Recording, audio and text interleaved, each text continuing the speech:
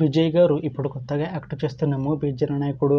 అయితే విజయ్ గారు ఈ జననాయకుడు మూవీకి ముందు లాస్ట్ యాక్ట్ చేస్తున్న movie the greatest of all time. అయితే the greatest of all time movie release అయ్యి 1 year అయిపోయింది. అయితే the greatest of all time movie release అయ్యి మంచి హిట్ అయింది. అయితే the greatest of all time మూవీతో విజయ్ గారికి ఒక మంచి హిట్ వచ్చింది.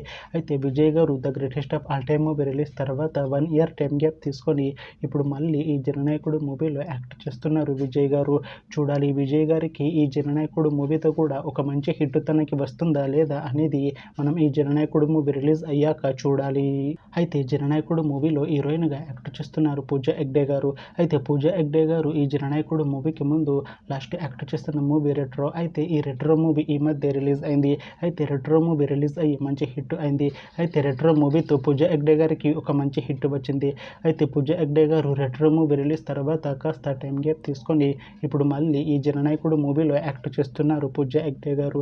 చూడాలి పూజా హెగ్డే గారికి ఈ జననాయకుడు మూవీతో కూడా ఒక మంచి హిట్ తనకి వస్తుందా లేదా అనేది మనం ఈ జననాయకుడు మూవీ రిలీజ్ అయ్యాక చూడాలి. అయితే జననాయకుడు మూవీ టీం ఈ మధ్య ఒక చిన్న టీజర్ని విడుదల చేసింది. అయితే దానికి మంచి రెస్పాన్స్ వచ్చింది.